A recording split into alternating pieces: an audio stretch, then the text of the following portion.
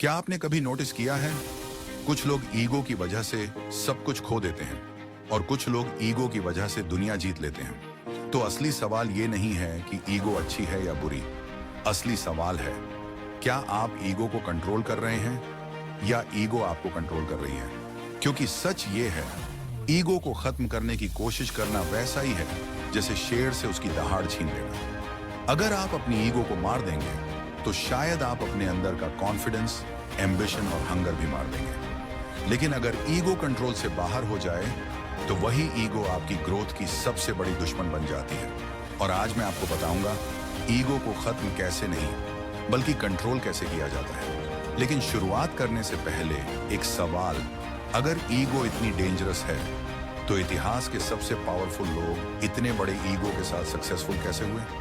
यहीं से कहानी शुरू होती है। इतिहास उठाकर देखिए, महान लीडर्स, इनोवेटर्स, क्रिएटर्स, इन सब के अंदर एक चीज कॉमन थी, एक पावरफुल ईगो।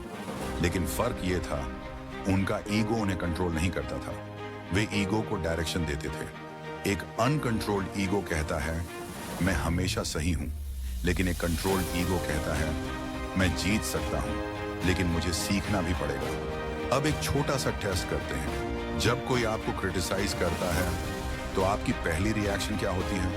गुस्सा, डिफेंसिवनेस या क्यूरियोसिटी। यही वो मोमेंट है जहां ईगो आपका दोस्त भी बन सकता है और दुश्मन भी। और अब सवाल ये है, ईगो को डिस्ट्रॉय किए बिना उसे मास्टर कैसे करें। इसके लिए आपको समझने होंगे 3 साइकोलॉजिकल प्रिंसिपल्स। और पहला प्रिंसिपल शायद आपको थोड़ा अनकंफर्टेबल कर सकता है। सबसे पहले एक मिथ तोड़ते हैं।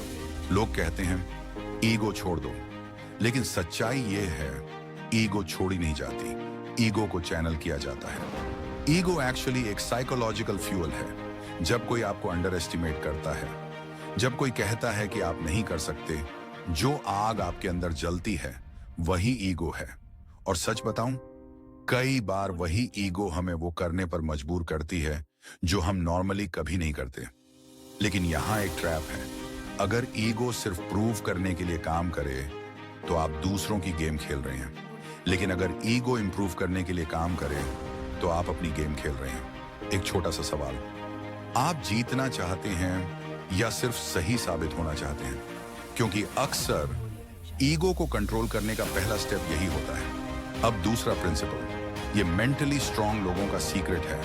इसका नाम है आइडेंटिटी डिटैचमेंट। जब आपका ईगो अनकंट्रोल्ड होता है तो हर फेलियर आपको अटैक जैसा लगता है, क्योंकि आप सोचते हैं अगर मैं फेल हुआ तो मैं लूजर हूं। लेकिन स्ट्रांग थिंकर्स ऐसा नहीं सोचते। वे कहते हैं मैं फेल हुआ लेकिन मैं फेलियर नहीं हूं। नोटिस किया आपने डिफरेंस? ये एक छोटा सा माइंडसेट शिफ्ट है, लेकिन यह ईगो को इंस्टेंटली काम कर देता है। अगली बार जब कोई आपको क्रिटिसाइज करे तो खुद से पूछिए, क्या यह मेरी आइडेंटिटी पर अटैक है या मेरे बिहेवियर पर फीडबैक? ज्यादातर केसेस में वह फीडबैक होता है, लेकिन ईगो उसे इंसल्ट समझ लेती है। और अगर आप यह डिस्टिंक्शन सीख गए तो आपका ईगो आपका सर्वेंट बन जाएगा। अब तीसरा प्रिंसिपल, और यह शायद सबसे पावरफुल है, स्ट्रैटेजिक ह्यूमिलिटी। ये वीकनेस नहीं है, ये एक साइकोलॉजिकल वेपन है। कई बार सबसे पावरफुल लोग जानबूझकर हम्बल दिखाई देते हैं। क्यों? क्योंकि उन्हें पता है अगर ईगो कमरे में सबसे लाउड आवाज बन जाए तो लर्निंग बंद हो जाती है। लेकिन ह्यूमिलिटी लर्निंग को अलाइव रखती है। एक फनी बात बताऊं, ईगो वाले लोग हमेशा बोलते रहते हैं, लेकिन डेंजरस लोग ज्यादा सुनते हैं, क्योंकि लिसनिंग से इंफॉर्मेशन मिलती है और इंफॉर्मेशन से पावर। तो अगली बार जब आपको लगे कि आपको प्रूव करना है, एक सेकंड रुकिए और खुद से पूछिए, क्या मुझे अभी इंप्रेस करना है या सीखना है? क्योंकि लॉन्ग टर्म में लर्निंग हमेशा विनिंग से बड़ी होती है। लेकिन अब सबसे बड़ा सवाल, अगर ईगो को कंट्रोल करना इतना पावरफुल है तो लोग ऐसा करते क्यों नहीं? क्योंकि ईगो कंट्रोल करना अनकंफर्टेबल है। यह आपको एडमिट करवाता है कि आप हर बार सही नहीं होते। यह आपको सुनने पर मजबूर करता है जब आपका मन आर्ग्यू करने का करता है। और सबसे मुश्किल, यह आपको पेशेंस सिखाता है। लेकिन यहीं पर विनर्स और बाकी लोग अलग हो जाते हैं। एवरेज लोग ईगो से ड्रिवन होते हैं, लेकिन एक्स्ट्रॉर्डिनरी लोग पर्पस से ड्रिवन होते हैं। और जब पर्पस बड़ा हो तो ईगो नेचुरली कंट्रोल में आ जाता है। अब इमेजिन कीजिए अगर आप अपनी ईगो को डिस्ट्रॉय नहीं बल्कि डिसिप्लिन कर दें, तो क्या होगा?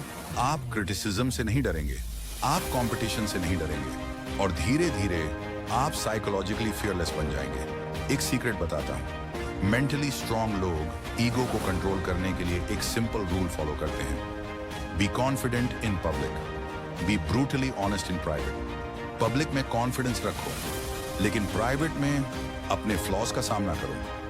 यही बैलेंस ईगो को हेल्थी रखता है, क्योंकि बिना ईगो के एम्बिशन मर जाती है और बिना ह्यूमिलिटी के विजडम मर जाती है। तो गोल ईगो को किल करना नहीं है, गोल है ईगो को ट्रेन करना। जैसे एक वाइल्ड हॉर्स, अगर आप उसे मार देंगे तो उसकी पावर खत्म हो जाएगी, लेकिन अगर आप उसे ट्रेन कर लें तो वही हॉर्स आपको बहुत दूर ले जाएगा। और अगर आप ऐसे साइकोलॉजिकल आइडिया सीखना चाहते हैं जो आपको मेंटली स्ट्रांग और फियरलेस बना दें, तो इस चैनल को सब्सक्राइब जरूर कर लीजिए, क्योंकि अगले वीडियो में हम बात करेंगे एक ऐसे माइंडसेट के बारे में जो आपकी कॉन्फिडेंस, डिसीजन मेकिंग और लीडरशिप को पूरी तरह बदल सकता है। और हिंट देता हूं, उस माइंडसेट को समझने के बाद लोगों की ओपिनियंस आपको ऑलमोस्ट अफेक्ट करना बंद कर देंगे, और शायद यही असली फ्रीडम है।